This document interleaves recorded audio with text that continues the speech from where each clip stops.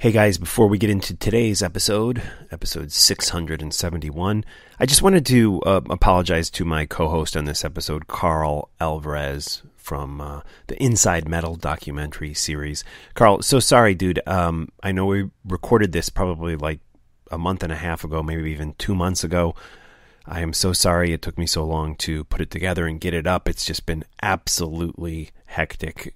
My life has spiraled a little out of control, and Talking Metal's been busy, but work has even been more busy, family, and all that. You know how it goes. So anyways, my deepest apology that this is a little dated at this point. You'll hear us, Carl and I, reference the Easter holiday, or it being April. Obviously, it's almost June at this point. So there you go. Might even be June by the time you guys are listening to it.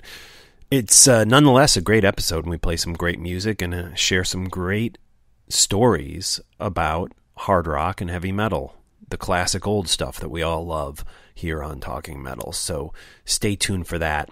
Guys, Emily and I, and possibly John Astronomy, I'm not sure about that, will be traveling to Nashville, Tennessee for the Rock and Pod Expo. It's going to be a great event. I cannot wait to see you guys there. A number of you have mentioned you're coming. And it's all your favorite podcasts, Decibel Geek, Rock and Roll Geek Show, of course, Talking Metal, Talk to Me. There's going to be a bunch of us there, as well as some rock stars and some cool dealers who are going to be selling vinyl and other things at the convention center. It's going to be awesome. I have 3 slots for guest spots on Talking Metal. We will record the episode while we're there in Nashville on August 26th. You can be a part of it. We've sold one of the 3. I'm a little surprised we haven't sold more than that at this point, but there's 2 more left. They're $75 each. It's a donation. Doesn't go to me. It goes to the guys who are running the convention center. I'm totally doing this on my own dime. I just like what these guys are doing, and I want to support what they're doing, and I want to be there to hang out with you guys. So having said that, there's a GoFundMe page which is linked through the show notes for today's episode, 671. If you go to talkingmetal.com, go into the show notes, you'll see it. It's GoFundMe, and it's for the Rock and Pod Expo. If you make a $75 pledge on that, and you note that you're doing it for a guest spot on Talking Metal, you will record an episode with us in Nashville.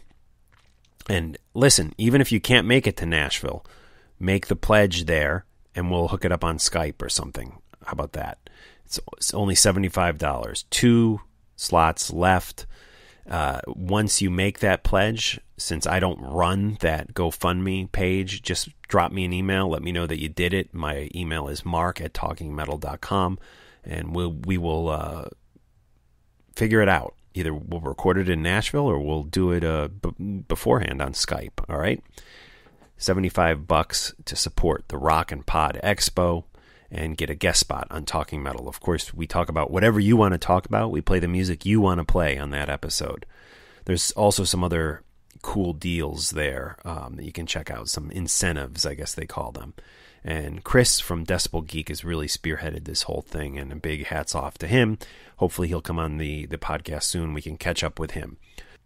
All right, so let's get into the episode right now. Remember to use our Amazon links to support what we do here. You can also use our PayPal tab to send us a little donation. And one of the best things you can do is visit talkingmetal.com and participate in the interaction there by using our comment section. Love to hear your comments on the episodes. Even if you thought an episode sucked, you thought I was calling it in, let me know that. You think that we're doing some great interviews, let me know that. Cool. I just want to hear from you guys in the comment section on talkingmetal.com. And we have news and all sorts of stuff going up. Every day there's updates on that site. Mitch LaFon's podcast is there. Metal Raps, Talking Rock, which I'm just about to relaunch. It's been, I think, 3 years since we've had a Talking Rock episode up. I've already got an interview in the can for that, so stay tuned. More Talking Rock stuff on the way. It's all there on my website, talkingmetal.com. Thanks so much, guys. Here we go.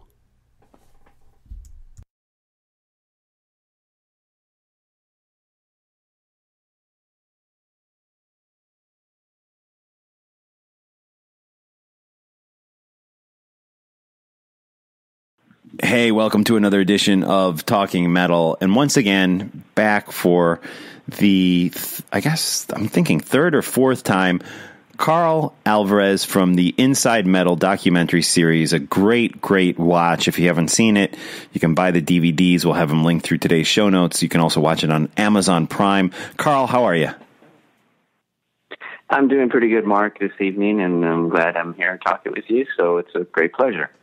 I will mention to the listeners that we just spent 10 minutes or so trying to get Skype working, and for reasons we won't go into right now, it's not working. So what I did was just calling Carl on his cell phone, which is why his connection isn't crystal clear like it usually is. But I think it's good enough to do this. And what we're going to do tonight is talk about Chance Encounters. Carl sent me an email back a couple months back, and actually back in January, and it was filled with so much good stuff. And I said, Carl, you have to come on and talk about this stuff. So I think this is his third time back talking about that email that you sent me with all this great stuff in it. And if I'm not mistaken, I think your fourth time on the podcast, because the first time you came on more to hype the Inside Metal documentary series, which is just awesome. And before we get into today's topic, which is inspired by your email called Chance Encounters, any updates on Inside Metal since I spoke with you last? How's the next edition coming along? Yeah, it's coming along pretty good. It's out of my hands right now, and in with the editors who are really doing all the bells and whistles and all the fancy stuff that goes into a movie.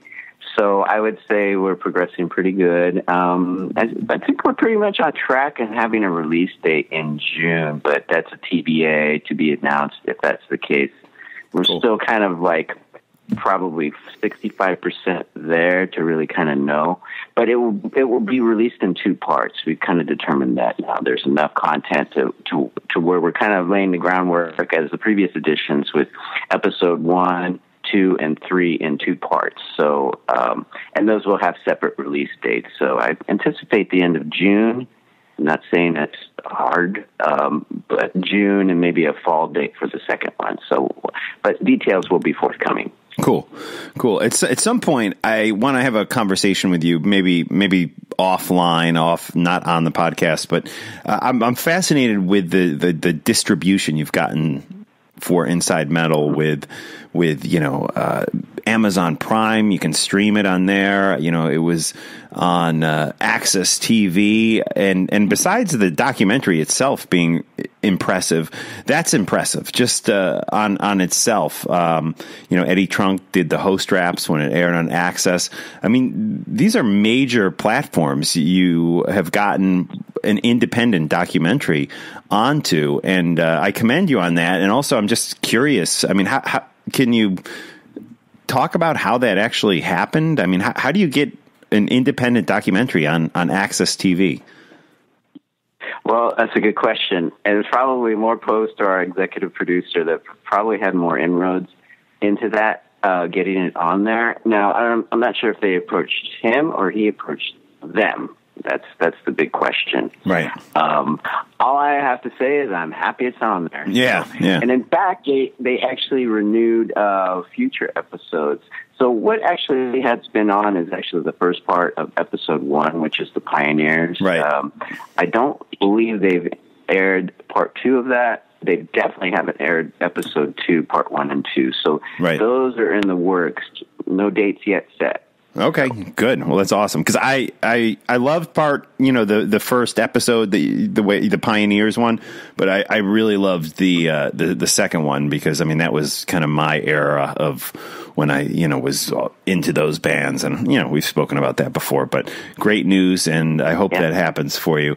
Anyways, today's topic is Chance Encounters, and it's basically Carl and I talking about different times that just by chance we ran into heavy metal gods and hard rock heroes, if you will. And we're going to talk about that. But first, let's get into a little music here on today's episode. I want to go way back to a band called Malice. This is Rockin' With You.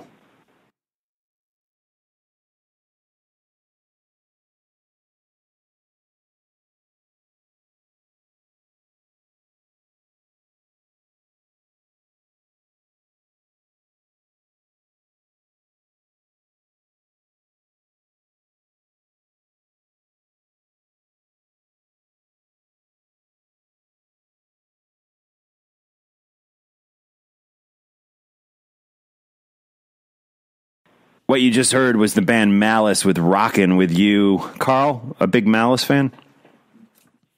Oh, yeah, Doug Malice. They had something going on in L.A. They were kind of the beginnings of the second wave, I should say, with the Armored Saints and the Black and Blues, and a little bit after Motley Crue.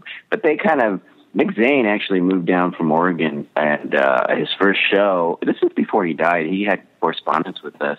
Wow. He had saw Y&T at the Whiskey in 1982. He saw, and this is when they had 2 shows in a night. He saw both shows. Wow. And I know where he was coming from. This is 1982. The scene was really starting to build up. But before Quiet Riots, Mental Health, before all the big explosion, but that's when it was really in it's kind of percolating bubble, you know, and Mick Zane was out here watching Y&T, Dave Menichetti, and the late Leonard Hayes, and that amazing drum kick foot that he had, the double bass kick, you know, the single pedal. Y&T drummer, doing it, you know. So, yeah. Yep. So rest in peace, Leonard, and of course, Joey Alves, who passed away recently, and Phil Kennemore, who passed back in 2011. So, yeah. Right on. Cool. Let's get into our chance encounters.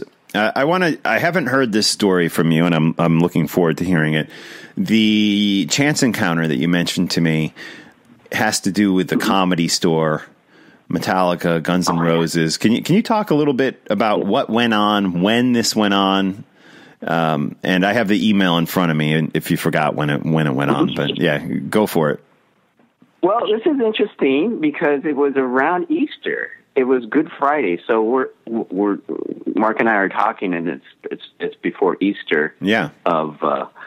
Of 2017, but this encounter was in 1988. It was Good Friday, I believe. Oh, I know it was because my sister came down and her husband at the time, and we kind of did like a LA excursion, you know, because they were visiting from out of town, and we did, you know, dinner and the whole bit. But it's like, okay, we're going to the Comedy Store. We're going to see a good comedy show. So we went down. You know where the Comedy Store is on Sunset Boulevard? It's right by the Hilton. Right. It was right across the street from where the House of Blues resided. It wasn't there at that time. This is going way back. But there was actually a tattoo parlor that was there, too, the famous tattoo parlor. I can't think of the name, but it was very popular on Sunset Boulevard. Nevertheless, so we see our comedy show, and this is right around the time when And Justice for All was being recorded in L.A. Right. So we're talking 1988, almost exactly 29 years ago. Yeah, exactly. So I'm actually with my sister, and we're actually leaving the club. So this is like maybe 1:30. Now, let's kind of rewind back to what 1988 was on the Sunset Strip. Where the Comedy Store is, it's not really where the music scene is happening. So it was kind of like, it was kind of a quiet evening. It wasn't like, you know, even the comedy club was kind of light in there. So the Comedy Store is away from the Whiskey and the Roxy and the Rainbow, maybe about 4 or 5 blocks away. Even from Tower Records, the good old Tower Records on Sunset Boulevard. So I'm walking out. We're all walking out, and it's about 12:30 in the morning. And I see, and I turn around because I was kind of leading from my sister, my brother, and my sister and my brother-in-law. And I turn around and I see Lars, I see Slash, I see Duff, I believe. Wow. And 2 other people. And they're just kind of huddled in this area. It's kind of like a smoking area, I guess, outside, or kind of a hangout area of the Comedy Store. And, you know, it's interesting. I know once I turned around, they knew and I knew who they were. Right. Yeah, it wasn't like they were kind of hiding in the sense that they knew that you had spotted them hanging out. Yes, they definitely knew. I mean, I looked Lars straight in the eye, and just seeing them, I know they were kind of just, I think the whole thing, what I walked away from it, because it was so brief, they knew I had long hair at that time, so they knew I was hip to what they were, and they were hip to, I guess, maybe what I was, the way I was dressed or how I looked. But what I walked away from that, and it was a brief, maybe a minute, 30 seconds encounter. But what I walked away from it was Lars recording, Metallica recording And Justice for All, this big record in April when the record was released, was kind of after Monsters of Rock, that big show that they did across the country at Van Halen. So this is kind of leading up to that. But seeing both of them, it was interesting because these kind of powerhouses were kind of teaming together. And obviously later when the Black Album came out and when User Illusion 1 and 2, it seemed like the seeds were being planted even back then, right? Back in '88, and this big Monsters of Rock tour, another stadium tour 3 years later, whenever that tour was, the Black Album, 91, I guess, 92. And, it just made me think more about these alliances that were being forged. And, I'm sure this was the beginning or right around the time when these things were being forged, Right, So yeah.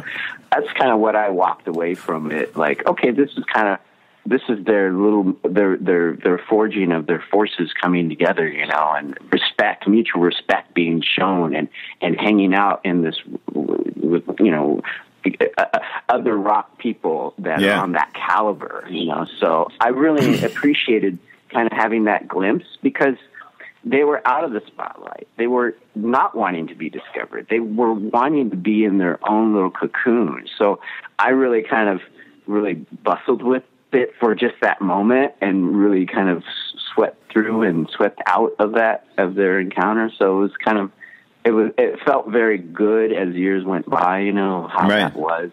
Yeah. That's even awesome. if it albeit being brief. Yeah. And the Comedy Store, of course, is, the one thing I know about the Comedy Store, being a guy who's not from LA, is that it was very associated with the MTV personality of probably a few years after when you ran into these guys at the club. But Pauly Shore, I believe his parents opened the club, and I think his mom ended up winning the club in a divorce settlement, and she ran the club. So Pauly Shore, I don't know, the Weasel. Remember him? Our listeners probably don't remember who he was, but Misty Shore was running the place, and at any given moment, you could actually see Sam Kinison just do like a late night set, just completely coming in there riffing and doing just a blistering set, just out of nowhere. I mean those sorts of things happened, And I heard stories of Carson, who at that point was at the height of his career. I mean, everyone watched Carson every night, your grandma and your little brother. But it's like, he would sometimes go in there and test out material and would be just hanging out, eating or having a drink there. So, yeah. Amazing place. So if I plan to say I'm going to Hollywood, I'm going to run into some rock people. My probably first place was I'm going to go to Whiskey or I'm going to go to the Rock Rainbow. Yeah, never the Comedy Store. That's unheard of. But I think at that time Lars was probably staying at the Sunset Marquis, which is down the street from there, which is kind of the rock. A lot of the rock people stay there, and it's tucked away from Sunset Boulevard, and it's kind of a little, I don't know, a desert island of hanging out and not being bugged type place, and it's fancy and it's nice and it's got all the creature comforts. So I know he was staying there when they were recording And Justice for All. And at various times I ran into Slash. He was home. I wouldn't say he's homeless, but he would stay at the Le Mondrian, which is also across the street from the Comedy Store, which a lot of rock people stayed there too. There was a lot of encounters that used to hang out there too, and I'd see Slash there all the time, and I think that's where he was just staying, you know. Cool. Let's get into a little Metallica right now off the Justice for All record. This is Harvester of Sorrow.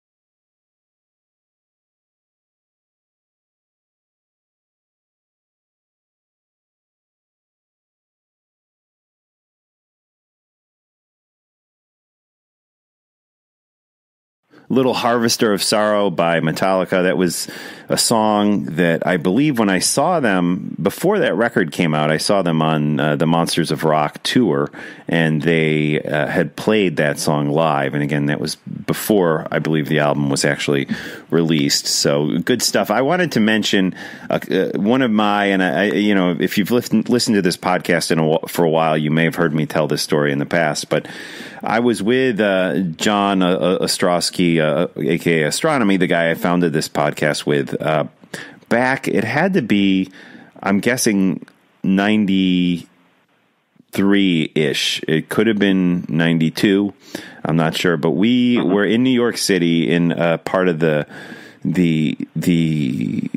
island of Manhattan called the Village, the West Village, actually, which isn't quite as hip as the East Village is. But we went into this bar that was a metal bar that we used to go to, and it was called the Scrap Bar, and it was this underground thing that would have Hell's Angels hanging out. Rob Zombie would be in there, a lot of like the Cycle Sluts from Hell, these New York sleaze rockers and metal people and rockers. Raging Slab, maybe? Yeah, very possibly. The Raging Slab people who were a Pennsylvania band who were in New York all the time.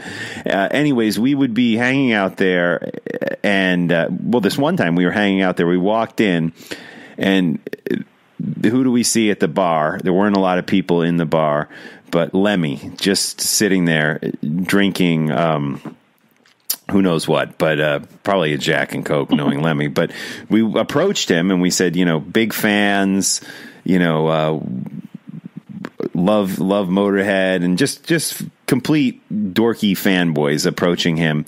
And he was, I wouldn't say overly nice to us. He was a little guarded, but he listened to us talk for a while, and he didn't say much. And then he turned to us and said, "Do you guys play pinball?" And we were like, "Oh yeah, sure." He's like, "Let's play pinball." And we went back and we played pinball with Lemmy. And then we decided it would be the cool thing would be to buy Lemmy shots. And we said, "Lemmy, what do you want? Some shots? We're going to get some shots." And I swear to God, he did not want shots of Jack Daniels. He requested shots of tequila, which we did numerous rounds with him. And it ended up being, for us, a very drunken night. I probably not at all for Lemmy, because he can probably hold his liquor a lot better than us, or could at that time. But after the pinball game, we had some conversations. I remember talking to him about Ozzy, and I was, at that time, it was right after Black Sabbath with Dio. Dio split, and it was right after Halford filled in for Dio, and then I think it was at the end of the show, if I'm not mistaken, Ozzy came out and did 4 songs with Sabbath. And it kind of hinted at that they were going to be reuniting. Now, Dio had split the show before because he was pissed. He was pissed that they were going to do this reunion with Ozzy for 4 songs. And they kind of had announced that Sabbath was going to do a reunion tour, and then it ended up not happening. And I remember asking Lemmy about that, just because it was topical at the time, and I knew he was friends with Ozzy. And I said to him, I'm disappointed that they're not going to do the reunion with Ozzy, because it had fell through after this 4-song reunion that they did at the end of the show, where Rob Halford had filled in for Dio, because Dio was pissed that they were going to do this thing with Ozzy. So anyways, I asked Lemmy about this, and I said, I'm really disappointed because I've never seen Black Sabbath with Ozzy, and I just wish they could have gotten their act together and did a tour with him and he stood up for his friend Ozzy Osbourne. He was like, what do you mean you never saw Ozzy with Sabbath? He was like, he was in that band for over 10 years, and you never went and saw them, so it's your fault. It's your fault. You know, Ozzy shouldn't do anything Ozzy doesn't want to do. You know, and I didn't have the heart to tell Lemmy that I was, you know, 8 or 9 years old when Ozzy had left Black Sabbath. So, you know, but it was interesting to see how devoted and just to some random fan that Lemmy went out of his way to stick up for Ozzy, and I always thought that was admirable trait. And it was, you know, and again, the time I spent with Lemmy that night, probably, I mean, I like to think that it was all night, but it probably was less than 30 minutes, you know, but we played pinball with him. We drank with him, had conversations with him. And it was something that I've always remembered and always cherished. And it was before the days of cell phones. So there was no selfies, no pictures or anything like that. But I swear on my life, that's how it went down. And it was fun night and awesome memory. So anyways, back to you, Carl. Chance Encounters, Warrants, Jani Lane, and a woman who I thought was just beautiful back in the day, Bobby Brown. Let's talk about that. What's your chance encounter with these people? Wow. This was the marriage of Jani Lane and Bobby Brown. This is at the height of Cherry Pie, maybe right around the height of Cherry Pie. It was a wedding that took place, and I can't think of the hotel. It's near Sunset Boulevard. You had to go upstairs. Actually, it was downstairs, but they kind of had it upstairs, the wedding itself, and then downstairs they had the reception. So we showed up for the reception, and we're kind of mixed in with a lot of family people and music business people and some actors, I guess. I don't know if you remember Richard Grieco. He was in 21 Jump Street, a popular show. He was there. I'm sure he was friends with Bobby Brown. I'm sure that's why that was the case. But I saw, what's the bass player from L.A. Guns? I can't remember his name. Nichols. What's his name? Nichols. He was hanging out. So anyway, so it's a mixture of family and just friends and people in the music business and the Warrant family guys, band, whatever. And so I actually sat down. It was my brother and I who went, and I sat down next to Beau Hill and Fiona. I don't know if you remember Fiona. She was recording with Atlantic Records, and her and Beau Hill were an item. I don't know how long they had been an item, but they were there together. I remember Fiona. Now, Fiona was also, I think, briefly involved. I may be wrong in this, but Bob Dylan. I think her and Bob Dylan were an item at one point. Oh, interesting. Yeah, we see that happening. Fiona was the nicest, most genuine rock girl I've ever met. Just really nice. Really. And Beau Hill was a nice guy, too. Sincere people, you know, just like, hey, how you doing? How do you know Janie? Oh, this and that and the other thing.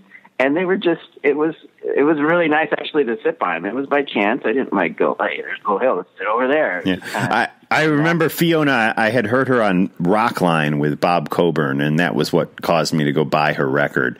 And there was a cute picture of her on the front of the record. But yeah, never became a household name, but she definitely got a push from the label and put out some good music. Yeah.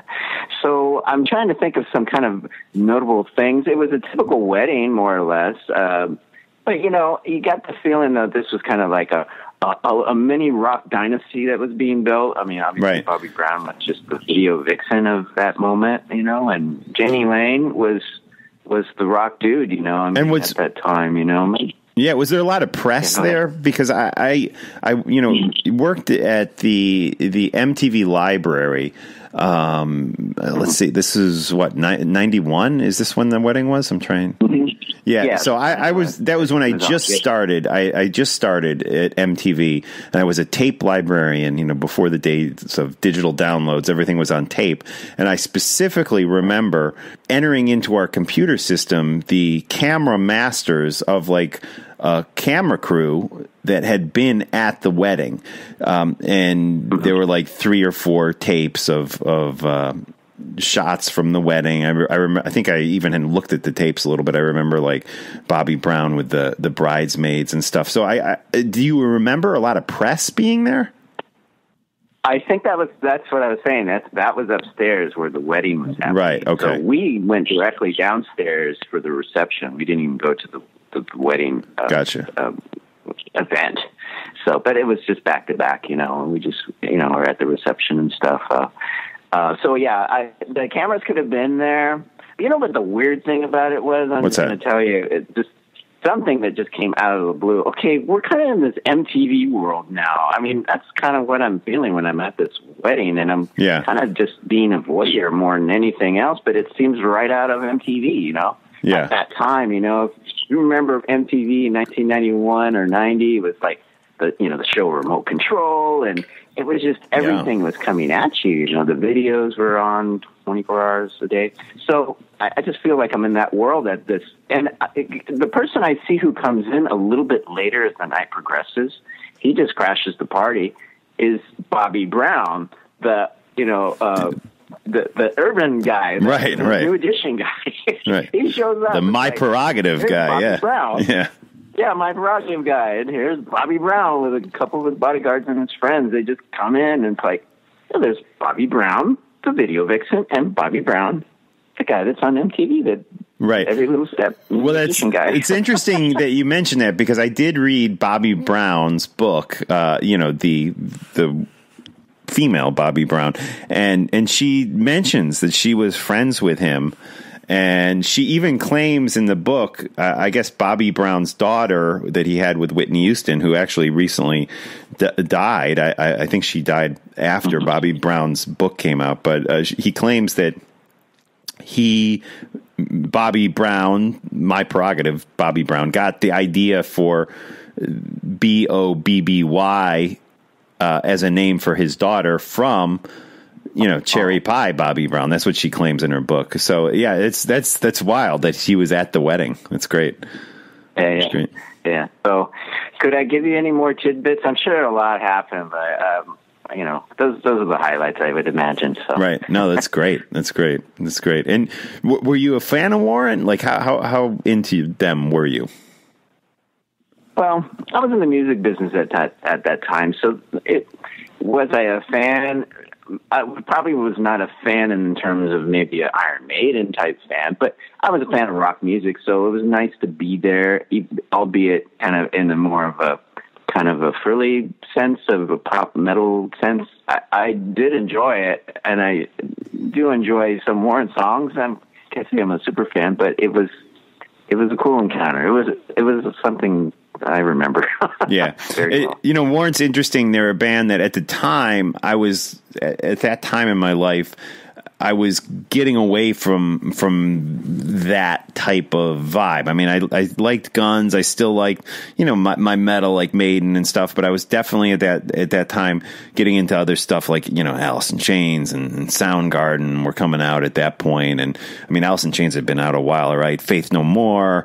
It was even going to bands like Fishbone and stuff. So at the time, I never really embraced Warrant. I mean, I liked Uncle Tom's Cabin when I saw the video, and it wasn't like I hated them, but I never bought the Cherry Pie record until years later. I went back, and it was then I really discovered Warrant, and I do think for a commercial metal hard rock band, whatever you want to call them, they really had some talent. And right now I'd like to play a tune off of Cherry Pie. It's not Uncle Tom's Cabin or I Saw Red or Cherry Pie. It's buried a little bit deeper down in the record, but this is a great song. This is called Mr. Rainmaker off of the Cherry Pie record by Warrant.